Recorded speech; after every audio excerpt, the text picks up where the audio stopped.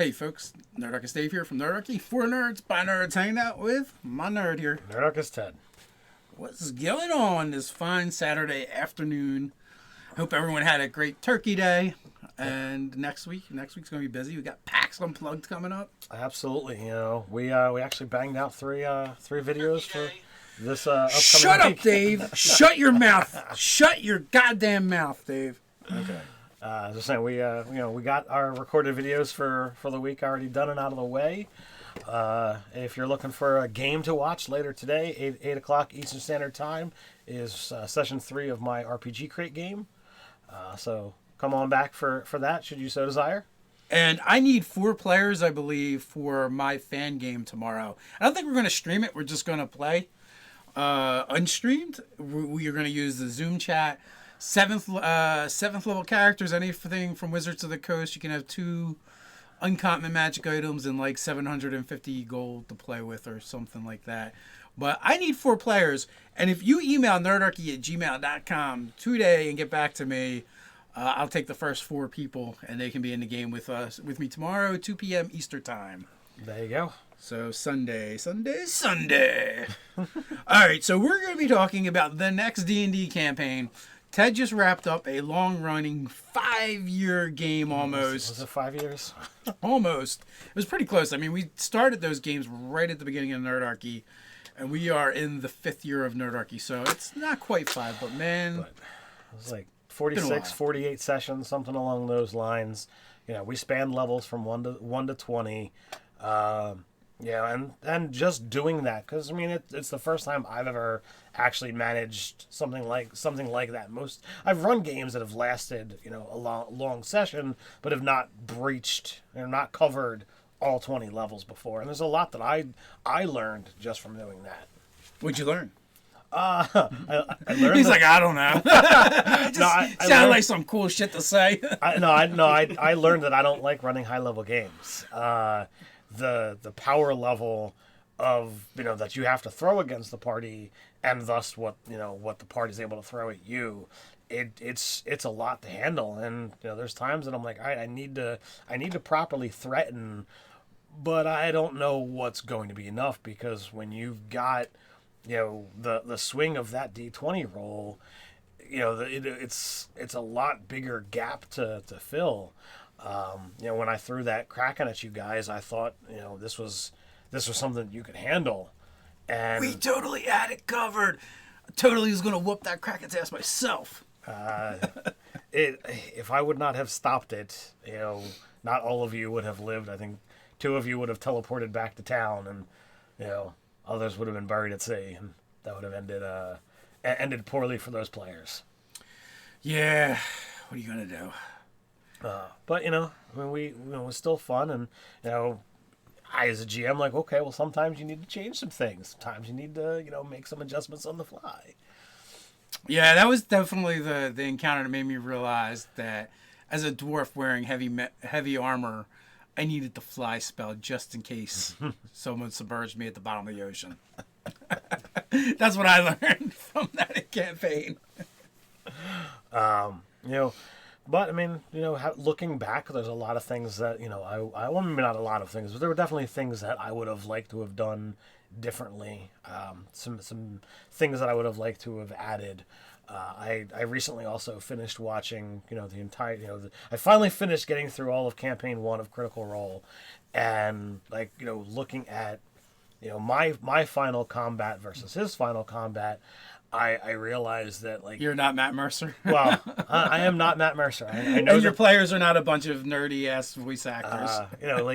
Having you guys are far more veteran players, than Critical Role, and I'm not trying to compare the two and say one is better than the other. We would totally wipe the floor with them. But looking at the combat, he was prepared to say, you know what, I've put forth this challenge. You have to do it in this amount of time or what have you, and he wasn't going into it as win or lose. This is the end. He put forth a hard battle, and things went a certain way. Had they gone poorly, it's like, well, you guys would have had to have regrouped, and there would have been several more sessions.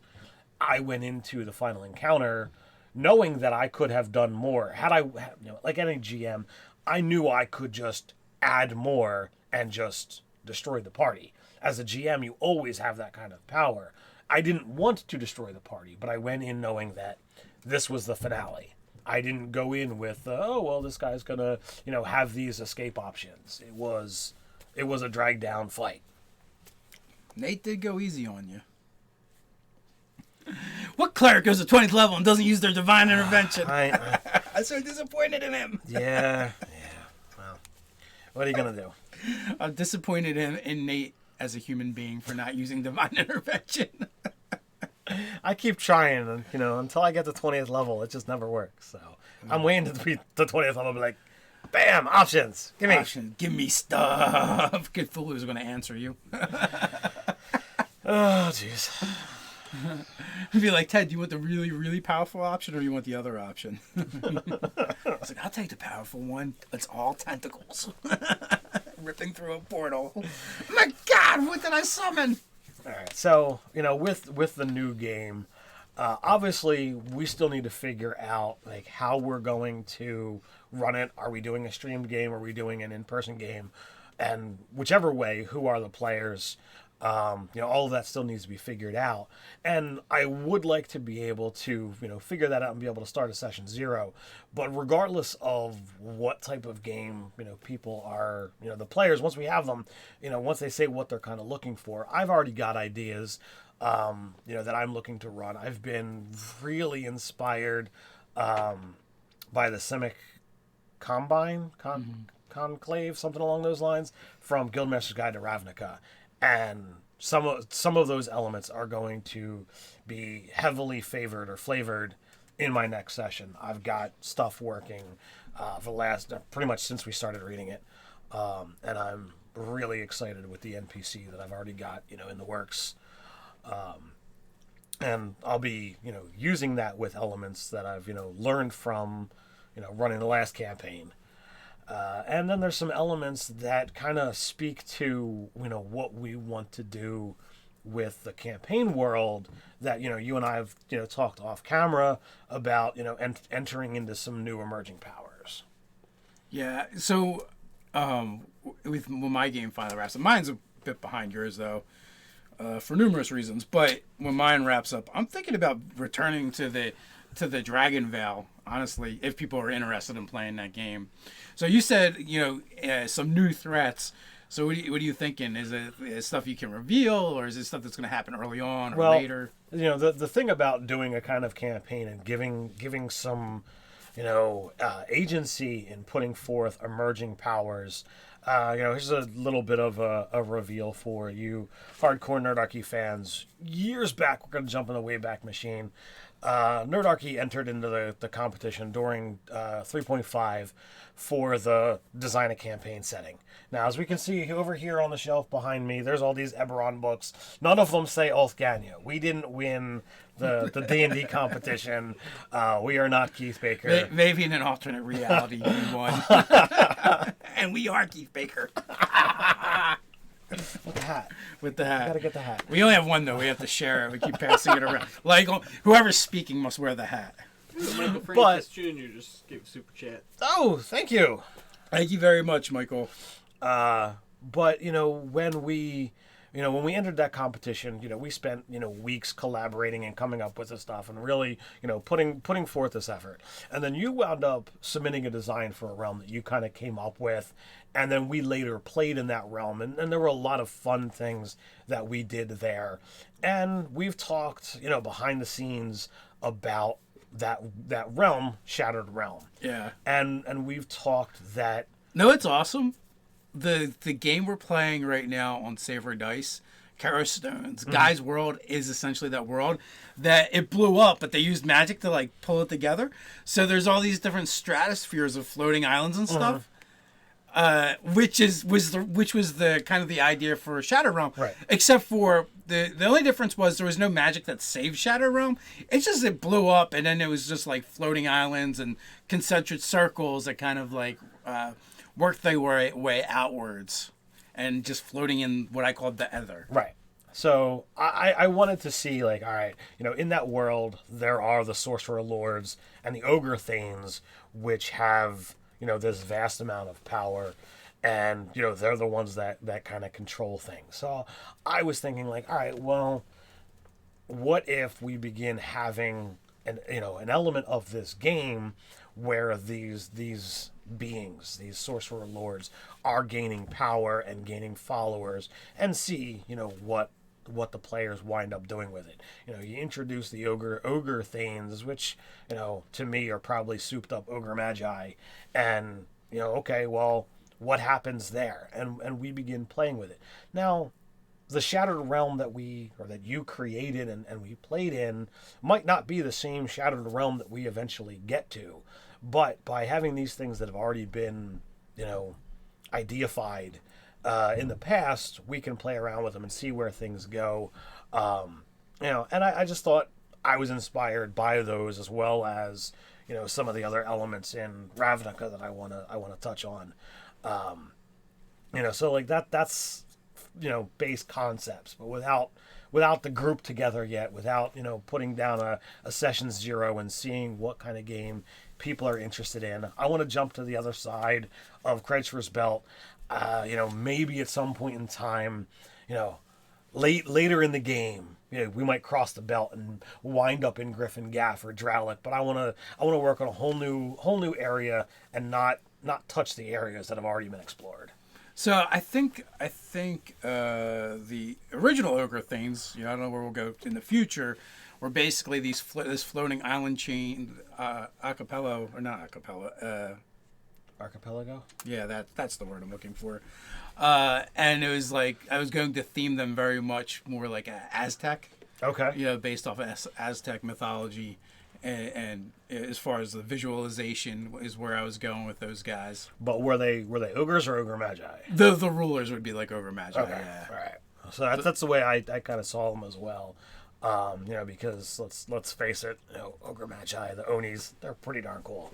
Yeah. I mean, I might even have drawn some inspiration from the Urda, from Dragonlance way back which were also ogres, like the first races in Kryn were ogres, but they were, instead of being twisted and ugly, they were like beautiful, and there's like, I think in Dragonlance they later introduced like pockets of them that were still alive, so they're like uber ogres. Okay.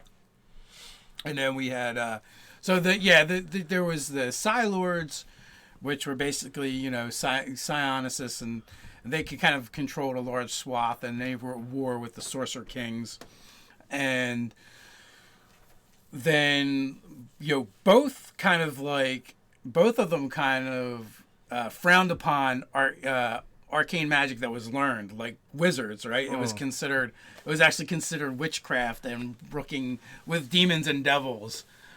So we were playing with some different things that actually probably aren't really good for like a generic D&D setting. Mm-hmm. Like when you start limiting things or making it harder to play things, it's less commercial. But if you add those as an organization into the world, maybe it's not a widespread belief, but having it be an organization that believes and acts that way, you can interact with those people who frown and try to thwart or stop those kind of players, while those players can still interact within typical society. I played a game where humans and wizards were like the lowest of the low in society. Arcane learned wizardry, like you said, was highly frowned upon. If you happen to be a sorcerer, they excuse you. It's like, well, you're born that way. We can't really change that. But, to actually go and learn wizardry is bad. And humans were like the lowest caste. And when, our friend Johnny wound up presenting this idea, I'm like, that's amazing. I want to play a human wizard. Yeah. And that guy everyone shits on, yeah, that's me. And I wound up creating this whole cool backstory and how I wound up doing this and doing that. And it was a lot of fun. I tried for a long time playing off that I was a sorcerer, or, that, oh no, I'm not learning spells and what have you. It was pretty amusing, and it was a fantastic game. Hey, I got another super chat from Brenton Verlo, and he has a question too. Thank you, Brenton. He says, I'm going to be starting a campaign 5e. Everyone is playing cleric, paladin, sorcerer builds starting at level 6. What are your thoughts? So, well, first of all, thank you. And are they all multi-classing? Is that just, is that the mix? I mean, either way, it kind of works. In 5e, you can play anything. But, cleric, paladin, sorcerer is going to be strong combinations. You're going to have lots of smiting to do. You're going to have you're going to have the healing going on. There's lots of heavy armor, so there's a lot of crossover there. Well, having cleric and paladins, you're going to have healing. Having sorcerers and paladins, you're going to have high charismas. So you're going to have, characters who are typically wise and charismatic. If everyone is some combination or those things, so it leads to a campaign that you could definitely have a very, very social engagement kind of a game. I do see one thing, like right off the top of my head, is if you're starting sixth level, and everyone's some combination of those three, that means no one has extra attack.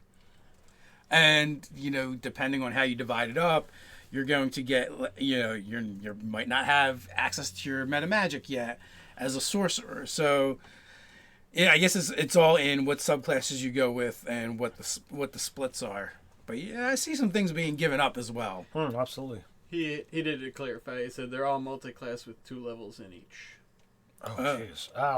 Well, then I would. So if they're all cleric, paladin, and sorcerer, I would try to see if you could align the deities and have it be a very, very religious game, and put them towards whatever the opposite end, whatever the antithesis of their deity or deities are, and have it be, be it on that. Oh, it's a war of the church. You've got a whole new crusades going on. That makes you a 5th level caster with access to only 1st level spells. So it's not gonna be like super powerful. Like even the paladin will have plenty of slots for smiting. It's gonna have nothing better to do with them, really.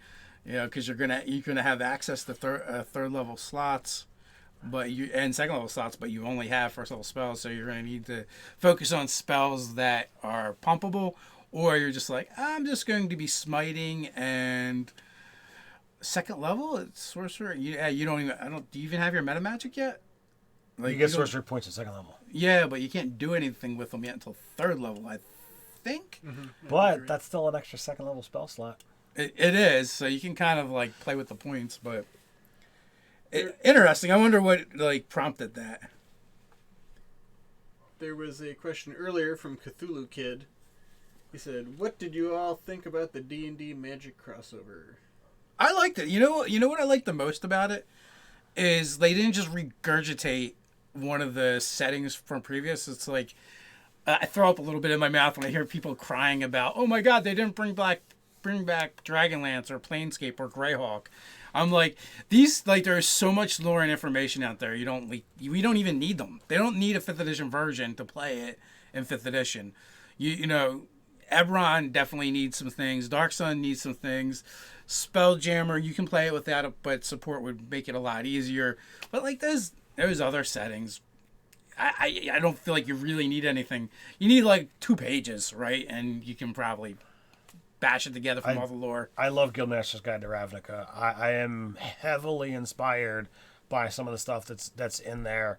And having been a Magic the Gathering player, seeing some characters D&Dized, by the Watts team is like, I have this card. I pulled out the Niv Mizzet promo card that I got years ago, and I'm like, here he is. Here's a stat block.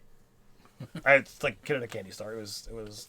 How do you think they did as a Magic player? How do you think things matched up? Was there any disappointment there? You're like, oh, he's not powerful enough. Well, Niv Mizzet is challenge 26, so I think he's pretty darn powerful. It's been many years since I, was a regular card flopper, so I don't remember all of the stuff, but I'm pretty happy with what was presented, and seeing how the angels are and the that kind of stuff, seeing the all of the different the Planeswalker books. What were they called? I don't know. The Magic the Gathering crossovers. Plane Shift? Plane Shift. There yes, you go. That's it. Reading all the Plane Shift articles was really getting the basis for Guildmaster's Guide to Ravnica, and I've been happy with all of it. And yeah, I mean, I guess that was their testing ground. I wonder why they needed to do so many before they committed, though. Like, because they didn't do like 5 of them. yeah. Yeah, and Ravnica is technically the 6th. Who knows if they'll revisit any of the other ones and kind of. I'd love it if they took those Plane Shift articles and just made a single book and released it. I got them professionally printed just so that I could have them, and there's a lot of great lore, a lot of great information in there, and you could have so much fun with it. I know. I definitely stole from some of those already. And the Plane Shift as well as Ravnica. Well, yeah, you used a couple of monsters from Ravnica, in your last session with us. Yeah, I'm like, stat blacks to use and just reskin them. Worked out well. Yeah. So this isn't really a question, but it made me think of a question for you, Ted, especially. Yeah. This is Andy M. He says, my next setting I'll be playing in is a 5e Wild West setting where non-human races are relatively recent, like in Shadowrun. My DM made a great campaign deck, Spellslinger. Are you going to make any kind of primer or campaign deck for your new campaign? Have you thought about doing something like that? Once we kind of get things, settled out, I think I'm I can probably do something like that. It wasn't something that I had considered, but it makes a lot of sense. We are the laziest of GMs. So I'm like, Doug is just totally throwing Ted under the bus with this question. He knows he had no plan of doing that. 2 sentences. You get 2 sentences. That's it. Let's build a campaign. No, I mean, again, that's something that can be discussed during a session 0, and it's up to players as to how much they want to pay attention or even chime in. So you had mentioned you want to do something in a completely different area and maybe address like a new uprising threat. So do you want to try and do another level 1 to 20? Do you want to do something different? That's one of those things that I want to leave that to the group. I would be prepared to do the full crawl. I think there'd be a lot to do with it. But if players are not willing to commit to that kind of a level, well then maybe we plan a let's do a 12 session arc, and in doing so, well then I'm not going to touch on all 3. I'll do just one story arc and present it. I can do one talking about my inspiration from the Simic. I could do one talking about my inspiration for the Sorcerer Lords, or one for the Ogre Thanes. So that could just be the next 3 campaigns. If you wanted to do smaller story arches. Got another super chat from Brenton Verlo. He says he didn't want to deal with anything above level 16 in any of the 3, and the table wanted to try something new.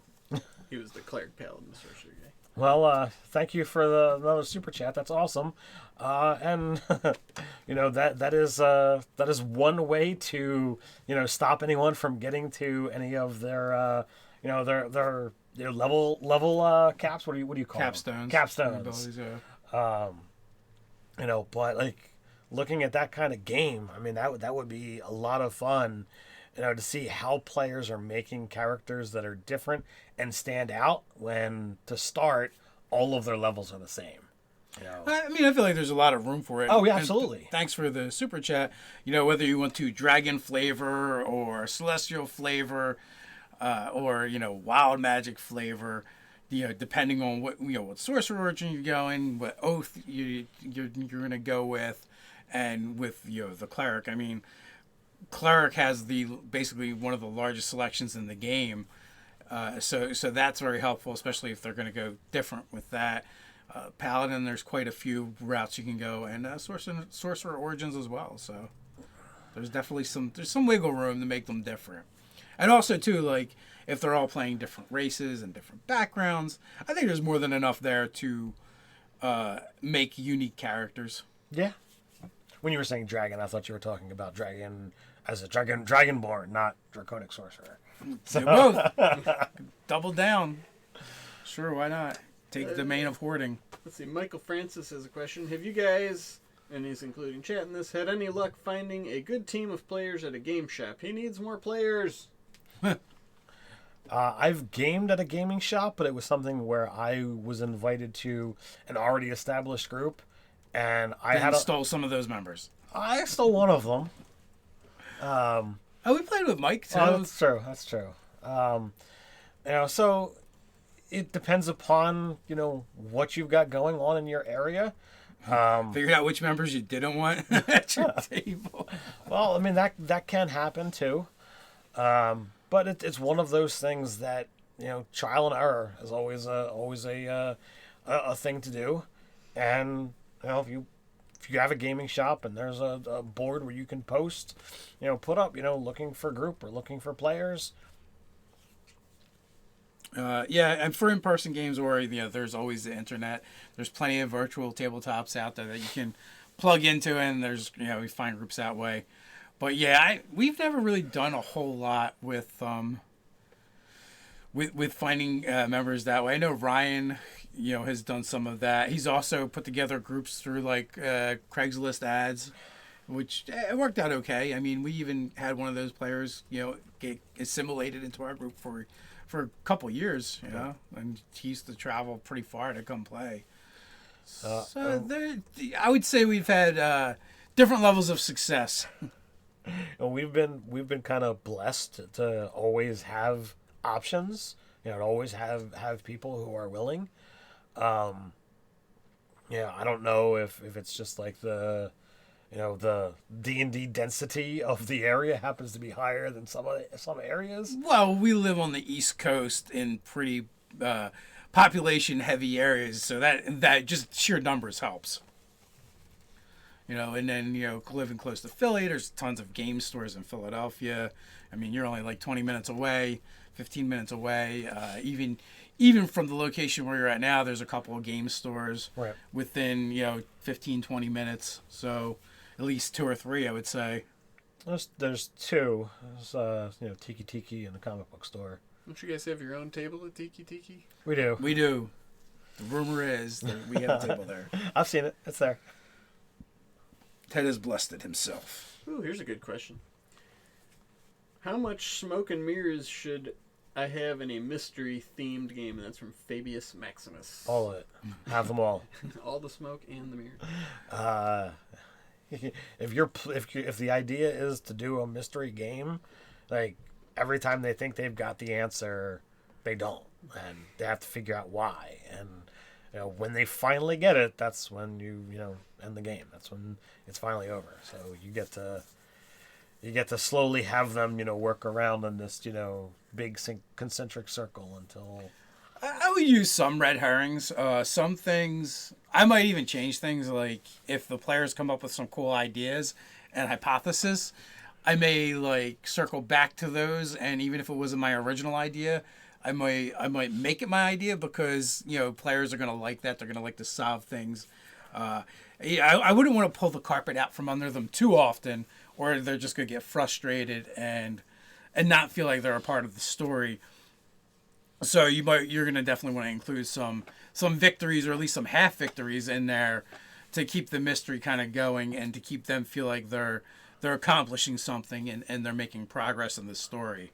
I agree, Dave. There's a lot of good valid points there. The first one where steal their ideas. Nerdarchy is always about stealing from everywhere, and that includes your players. So when your players come up with something creative, fun that sounds better than what you came up with, steal it as your own and totally. Oh yeah, I came up with that, and you solved it. Good job. Don't ever let them know that they got there first. Next Level 88 has a question. He says, late today, did you guys announce any plans for PAX Unplugged this year? speaking of being 20 minutes from Philly. We will absolutely... First off, 2 demerits for being late. Continue. Yes, we will absolutely be at PAX Unplugged. I'm still trying to figure out timetables of, when I'm going to be there. We haven't set up any official, gathering yet. But, I'll be there, in full nerd gear. You can, find me, come say hi. Do not tackle me like Dave is going to say. Tackle him with love. Crush him with your love. He likes that. He really does. We will definitely be there. More than likely all 3 days. I'll be there every roaming. day. Just, walking around. I know Reaper is supposed to be doing a paint and take. My first look through the schedule, I couldn't find it, but as soon as I do and I get my ticket, I'm planning to be there for that. Is Reaper and WizKids doing a paint and take? I thought I saw something. Well, I think I got the thing from like Reaper's newsletter that said that they're doing it. I could be wrong, and it could have been WizKids, but I could not find anything that said paint and take on the schedule. Yeah. But I want to go to a paint and take. Because I thought I saw Realmsmith TV. You should reach out to him because I think he's doing one. I think from the Crafting Muse is involved. I took part at the one in Origins, so you should if you want to take part in one, you should reach out and see if he needs anybody. Okay. He might let your face grace his cameras. I don't know about gracing. Don't crack any lenses. We're at the halfway mark. We do have some giveaways to announce before we get off air. So I don't know if we want to just tease that now and mention it later, or just get into it. Yeah, we do have those. Also, if you guys want to play in a game tomorrow, 2 p.m. Eastern time, via Zoom, it's an application. You just download it for free if you want. I'll be running the fan game. I need 4 players for that game. Just email us at nerdarchy@gmail.com. I will look and see who emailed us first, and I will take the 4 first people, and you guys you'll get an email from me a little bit later today. If you're interested in watching the RPG Crate game, Session 3 is tonight, so feel free to stay tuned, 8 p.m. Eastern Standard Time, if you want to check back in on that. So any other questions come up? No, everybody's just chatting. Fabius thanked you for the advice, and so what do you want to announce first? So we have our monthly giveaway that we do for Easy Roller Dice, and that is like the bag, the tray, 3 sets of regular dice, set of metal dice, the cup, all the cool stuff. Sponsored by Easy Roller Dice, which they've been with us for a long time, like 70,000 subs ago or so. They're our dice rolling company of choice. As always, we do have the one-time discount code for 20%. It's probably in one of those links down below in the description. If not, it's in every other video. If not, yeah. So I assume it's in this one too. But either way, we do this contest every month. And we want to thank Easy Roller Dice for providing the cool dice swag. And this month's winner is Jason Goff. So I will be, one of us will email you, we'll get your information, and we'll get you your prize.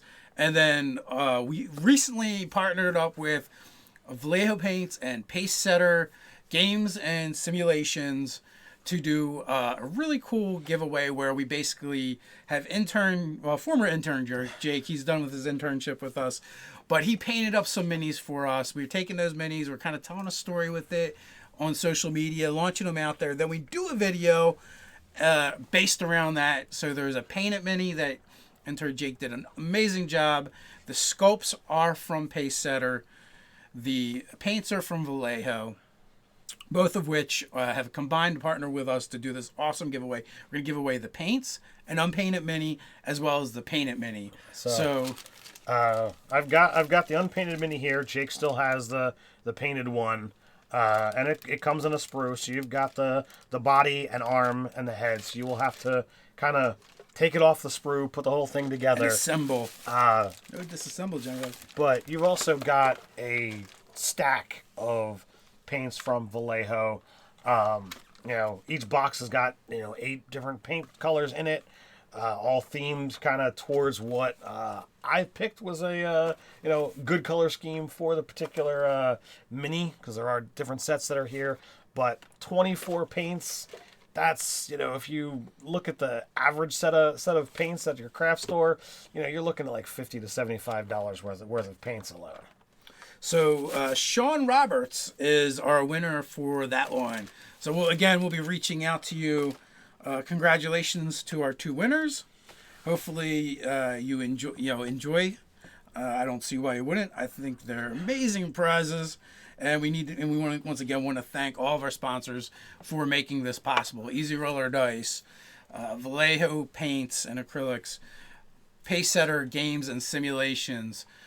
So basically, Vallejo Paints, all the amazing colors you're going to need. They have all kinds of different paint lines, whether you're doing war game stuff, terrain. They've got the tools, the auxiliaries, accessories, brushes, paints. When I've talked to people who paint miniatures professionally or semi-professionally, they have told me that Vallejo is the paint company to use. I've got the large thing of Vallejo primer over there, and I won't use anything but. And then Pacesetter Games and Simulations, they have a full line of minis. Now, if you go over there, their website isn't the prettiest, but their sculpts are amazing. Intern Jake absolutely loves them. They look great. They have tons of great ones. They also have adventures that they write over there. They've got stuff for some OSR games, 5th edition Dungeons & Dragons, as well as there's like 4 free adventures you can download for 1st edition Dungeons & Dragons. Maybe you're a little curious what 1st edition was all about. Well, you can go download those for free. There's also a promo code, StayNerdy15, to get a 15% discount. Now, if you look at some of the videos, is the next contest coming up soon, or is that already started? It has not started yet. We're going to start that when we launch the next video, which will be this week. All right, so stay tuned. I was going to give it away as to what it was, so I'm going to keep my lips sealed. Well, I've already been sharing on social media. Well then stay tuned and go look at social media and see what the next mini is and Jake's awesome paint job, and see how that you can get in on the next contest to win the awesome mini, the paints. Yeah, if they kind of like sift through our Instagram, Facebook, or Twitter, any one of those, you'll find what we're talking about. It isn't too hard. You'll see those amazing colors on that awesome sculpt and be like, oh, that's what they're talking about. And I also kind of do a little bit of narrative as well. So we had a couple questions, but also isn't there that other Black Friday sale going on for, was it 2 more days? Oh yeah, till the 28th, I think. Actually, 28th. Okay. Yeah, from Decamany.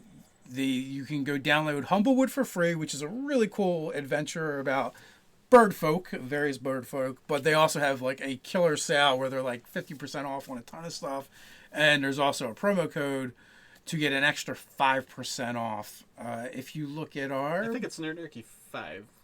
It's just Nerdarchy. Oh, is it? It's just Nerdarchy. And there's too many promo codes to juggle here.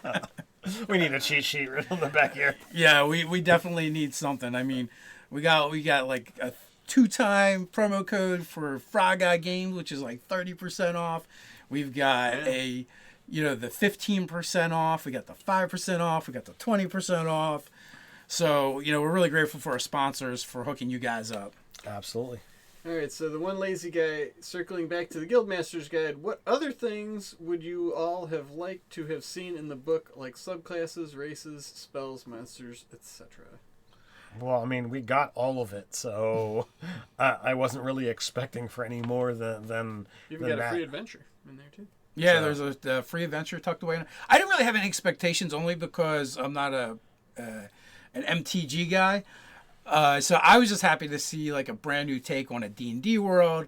It's cool the way they did, like, this is a whole city planet, which is kind of odd, but it's like stacked full of urban adventures and dungeons and even some wilderness in there. The power structures and organizations were great. You got a bunch of races. We didn't get a ton of subclasses, but we got a couple. Being as I probably DM more than I play, it's not that big a deal to me. The subclasses we did get were really cool. I would play either of those. And then, a ton of new monsters, which is one of the things I always love to see. And we got some magic items in there as well. I mean, I'm right there on board with, loving the magic items. But to me, the biggest section was, the guilds. Having those organizations, framed out, even if you don't want to use those particular organizations and use all of them, you could literally lift up one of them, put them in your world, and voila. Okay, well, who cares how they interact with the other guilds that don't exist? You've just got those things to play with and have a lot of fun with it. But if you're going to use them all the better. If you want to make up your own organizations, now you have a structure. Now you have something that's already been done. Follow that template, and now you've got the ability to have, these organizations that, get along and not get along, and whatnot. I also thought it was really cool the way they implemented Renown within the organizations to kind of show you how you could use it and, give the players actually something else to work towards. Right. And that's, that's something that, like, literally some of those, things that you can use that Renown towards, is magic items. So it's like, oh, you get this ring that, shows your status of the guild, and beyond it being your status, it also does this other thing. Yeah, there's definitely a bunch of them where you got henchmen and lackeys that you could use. It's like, it's like, here's a bunch of entertainers, just use the thug stats. I'm paraphrasing because that might not be the right group for that. But it's just the same point is, you get stuff that they didn't have to provide new stats. It just says, here's the theme, use this other stat block that's already been created. When, we just talked about giveaways. When is our next one? Well, we would normally be giving away something next week.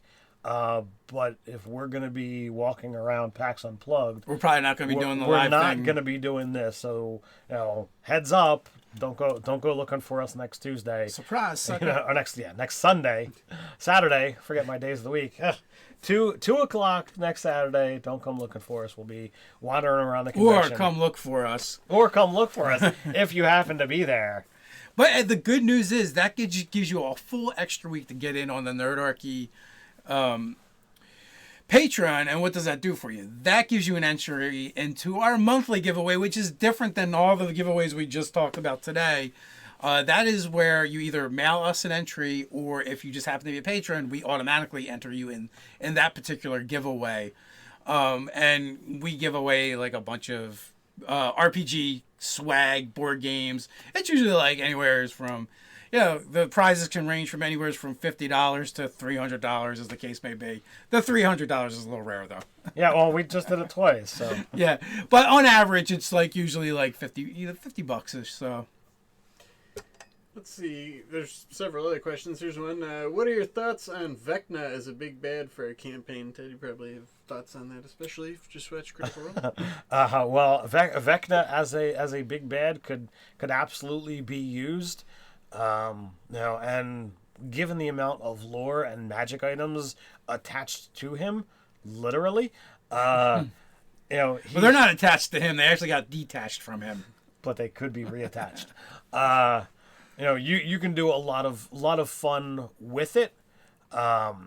Me personally, I like to create something whole cloth, from the ground up, which is why, what I did with Narcitus. And I had a lot of fun with it. This way I don't have to deal with any established lore. But if you don't want to create that, if you don't want to go through the hassle, then using what has already been established is a great framework to build upon. And you could use Vecna at, any stage. You could literally be like, oh, I want to have this be, a lower powered game, and I'm just going to use the Lich out of the monster manual and have that be a tough challenge because they're only level whatever. Or you could design your own, stat block that's as powerful or more powerful than a Demon Lord, and be like, look, he's, gained power in the god of an avatar. You could go down that road, and have a lot of fun with it, depending upon how long you want your game to run. Back in my day, Vecna wasn't even a god. No, but the fun thing about Vecna is because you have the hand and eye of Vecna, you definitely have ways to introduce Vecna without introducing Vecna or to build up to it. I highly recommend the head of Vecna into your game, but that's just me. Let's see, we got Cap Tokyo as a question. What do you guys think about the Cypher system? Cypher system is pretty good. I've played some Cypher system before. I prefer the generic rule set of Cypher over Numenera personally, because you could take that and put it in any world. And we played Cypher in the Shadowrun setting, and we really enjoyed that game. I also see the expanded worlds of Cypher over there as well. So we've done some stuff with Cypher system. We enjoy it as far as if you want to a rules light game that has a lot of player agency. It's very abstract. So if you're like really crunchy and like mechanics, probably not a good system for people. But if you want something more open ended, it definitely works. I know we had someone reach out to us before about trying to convert a game they had an idea for into D&D, and we had recommended Cypher system, and it worked out really well for them. Awesome. And we've taken, like Ted said, we've taken it and ran a game that we thought was really cool lore wise, but we didn't really care for the systems that were for it out there, and ran it that way. So it's very flexible. Let's see. Here's a question from Rodney Sellers. It says, I have a large group. How can I balance combat better? I have 13 players if everyone shows. I have tried using numbers of creatures, adjusting damage and hit points. Any other ideas? Waves. Split the group in half. That you can have 2 groups of 6 easily. I mean, that to me, if you can't get the party to meet on different days and run a group of 6 and run a group of 7... I was thinking one of the 13 will take their turn behind the screen, and I like that idea. And run 2 6-player parties. 13 is really unwieldy, and there's so many variables to that. Like how long are you gaming for? How are you keeping everyone engaged?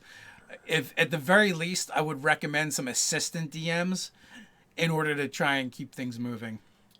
But when it comes to just dealing with combat. You can't have a monster or a group of monsters that are going to threaten a group of 13 players that doesn't just roll over 1 or 2 of them. With that many players, you're going to have some that are melee and some that are ranged. And the ones that are in melee, they're going to just take too many hits. So you need to have ways that when you get into combat, there's going to be more showing up in round 2, round 3, round 4, so that you have the credible threat of more attacks keep happening as they finish off monsters without the actual monsters being there for the entire time. I don't know.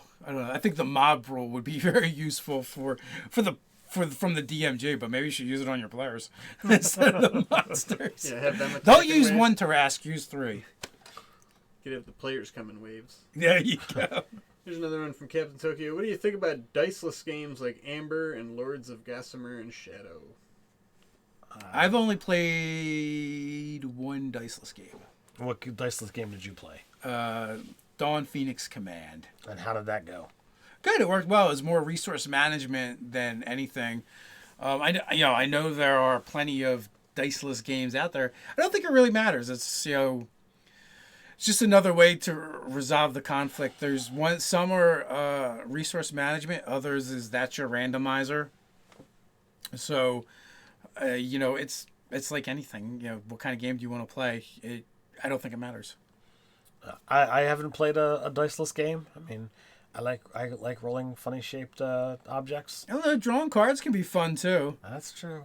But I think like Amber that's a different thing. It's like I feel like there's tokens involved, and it's all resource management. Kind of like No Thank You Evil which is for kids, and all of your resources are given to you in chits. There's still dice. I know there's still dice rolling, but it's like that minus the dice. It's like always like a transaction. Okay.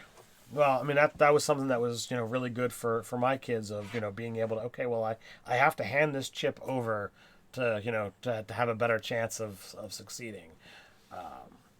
But So there's something to be said for any game that's resource management as opposed to randomized, where you're always going to pick and choose.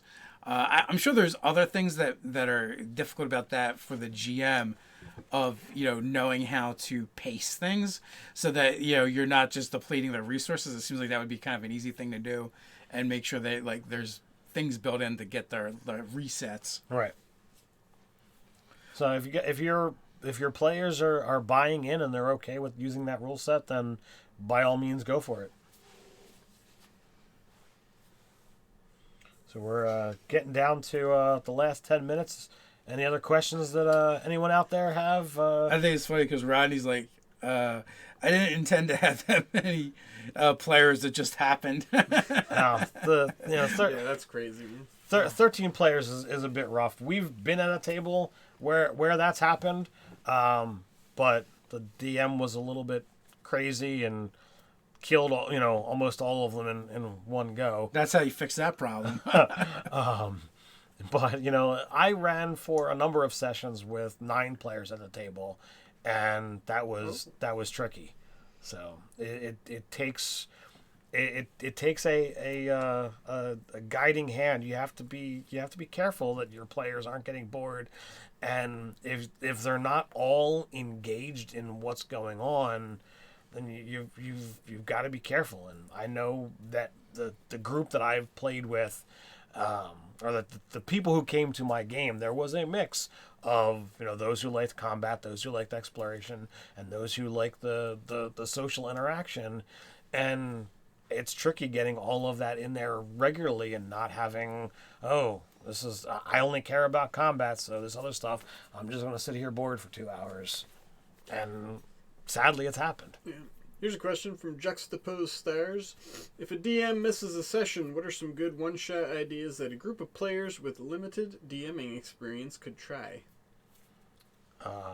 I'll throw this out there. If you already heard me mention it, RPG Crate does have the built-in adventure in their crates. Each crate comes with like 6 to 8 hours worth of material. You can read through it in about a half hour and be able to run it. I tend to read it through a couple of times to be able to be ready and prepare. But it's got new stat blocks. It's got a starting point options. If you don't want to run all 3 cards that are there, you could just start at B, or you could start at C, and it tells you if you're starting from the adventure, here's where it happens. If not, here's another way that you can incorporate this, let alone whatever you might be able to come up with besides. And it gives you the descriptions, it gives you the stat blocks, it gives you a map, and they're ready to go. There's a whole bunch of the blocks that are for sale for like $6 over on the website. So you can get any of those if you're not going to just get the actual crate each month. Dungeon World. Dungeon World comes to mind because when you say like the DMs with limited experience, that works out perfect. Because in a Dungeon World game, everybody adds to the game. So kind of like if everybody does a little bit, you kind of build the game together. It's perfect for a one-shot as well. Yeah. Fate Accelerate, it's another great game that's like super rules light. You can't come up with your characters by basically coming up with a couple sentences. Makes it really easy as well. And I find that like one-shots are generally really fun if you just do kind of like a goofy beer on pretzels and not so serious game. You can also ask the players, like, what do you feel like doing tonight? If you're willing to step up into the DM's chair and the players have an idea of what they want to run, then give them that. If not, I've got scads of D&D books here, and when we went out to LA and we met some of the awesome fans out at the gaming store over there, I brought along the Demon Cults and Secret Societies by Kobold Press, and with that, I reached into one of the cults and said, okay, I'm going to use this organization and take inspiration, and voila, I came up with a quick adventure idea. But that's, after me having, GM'd for as many years as I have, if you're new to GMing, it might be a little bit harder to come up with a game on the fly, which is why I, said the ready-made adventures, you don't have to do as much work. That's already done. So we got a question from Aaron Carswell. Why didn't we get an official Ravnica? When do you think we could expect it? Yeah, Ted, why didn't we get it? Why? I'm not on Watts' payroll. I can't really, reveal that information. Yeah, you're gonna have to at all of them on Twitter until someone answers you. My guess is it's not ready yet. I think they're probably waiting. I think this is a conjecture and just a guess.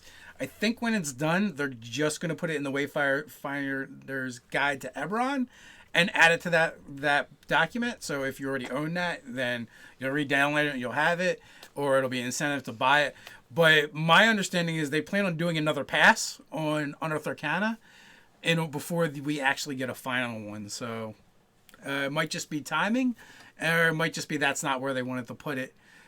And the other thing is they may want to have it so it's only available for Adventurers League through the Eberron campaign and not anywhere else. I mean, there's a tons of different reasons why they could have did it the way they did it, but we are not affiliated with Watts in any kind of way, so we have no way of knowing. Despite popular belief. We've been accused of being Watts shills enough. I wish we had money from them. Can we be a show? Can we upgrade the show? Yeah, how do we upgrade the show? How do we level up to that? Is that a prestige class? Here's a question from Izuma Elias. I want to learn a magic class. What is the simplest one?